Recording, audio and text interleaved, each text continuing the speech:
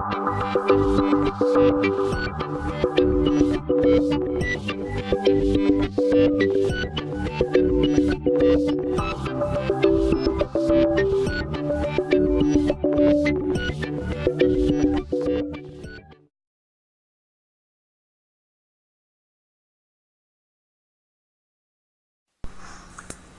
everybody and welcome to a very quick video.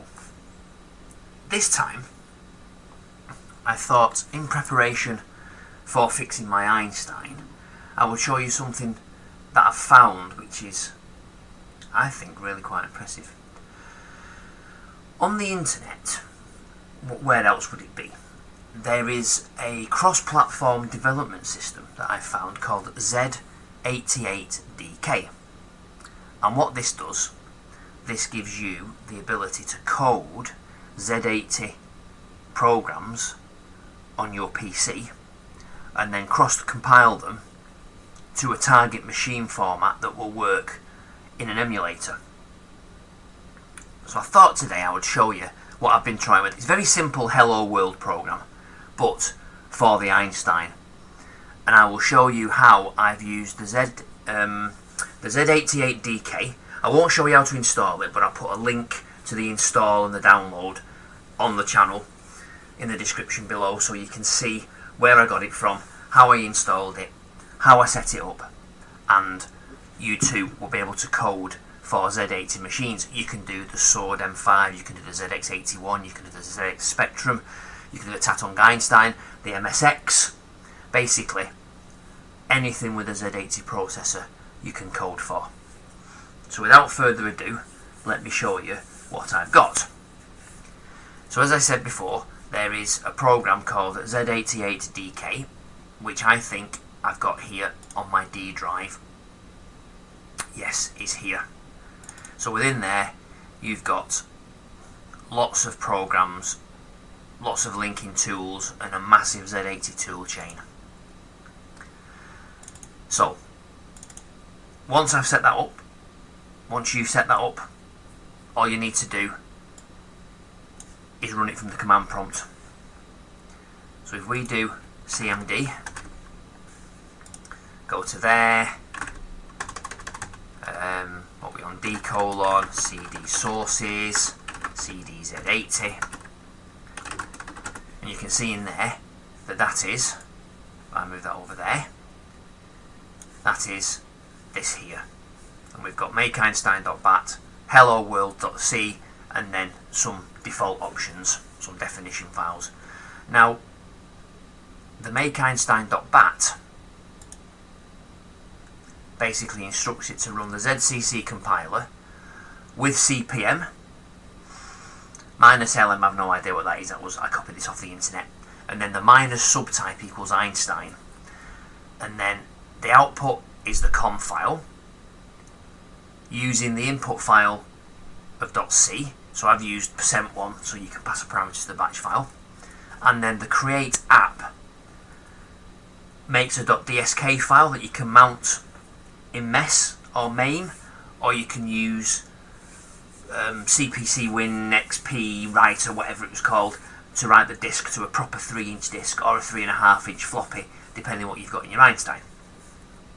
So I just run makeeinstein.bat from the command line, and it will compile any program that I pass to it. And as you can see, Visual Studio Code is my development weapon of choice. And then the hello world.c is basically just a C file, just a C program, standard input output, print to the main console, hello world, and return 0 so it quits. Okay, so in here, all we do is make Einstein and then hello world without the .c.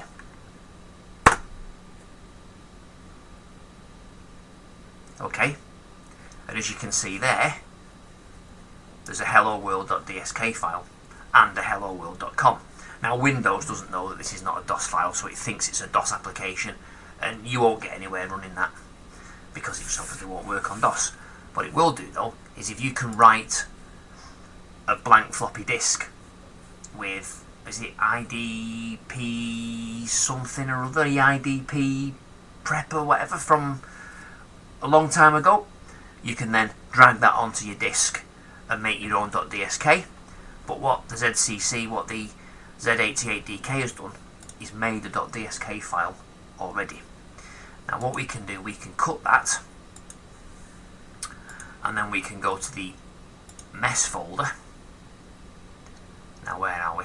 Yes, we can go to the mess folder, which is here, and I can paste in that DSK file, and then I can run mess. Now I've already got it set up here for the Einstein, so if I take that file off, mount the file, go to software, Einstein, mount that as Crystal DOS as disk 1, and then as disk 2 I can mount my hello world.dsk.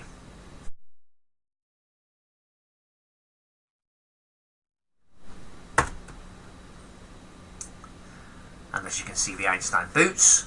It boots into Crystal DOS, and then we do drive 1 because that's where my new disk file is.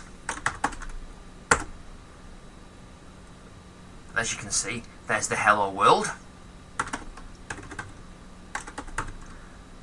and all I can say is make sure that when you save anything off, make sure it's in uppercase, because that's all the Einstein understands.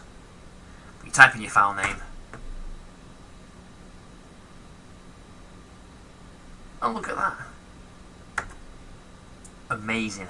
So that was a C program converted, I'm assuming, to bytecode Z80, stored in a COM, and then put in a disk file. And the Einstein recognises it as a CPM Z80 Einstein compatible program. So you can add input, output, there's commands for sprites, there's music. In fact, I've got a PT3, a Pro Tracker, ZX Spectrum Pro Tracker player for the Einstein that I found online that I really want to try and see whether it works. But I'm not sure because it's quite an old program and it may work and it may not. Anyway, that was a very brief explanation of what I'll be doing soon when I actually get my Einstein working, because I won't be using the emulator, I will be using the full hardware Einstein to prove that we can write to the GoTech, to the USB, and boot from the Einstein with an additional disk and the GoTech, and we can change floppies and we can do anything we want on the PC with C, programming it, graphics, games, text adventures, anything. And that will be a fairly big, I think, series of Einstein videos on YouTube. But for the moment, thank you very much for your patience on this very short video. I hope you like it. Give me a thumbs up if you do. Leave me a comment. I do like negative ones. No, I don't like negative ones. Nobody likes negative ones. I do like comments, and I will respond to them whenever I can. Click the bell icon so you get notifications when I upload new videos.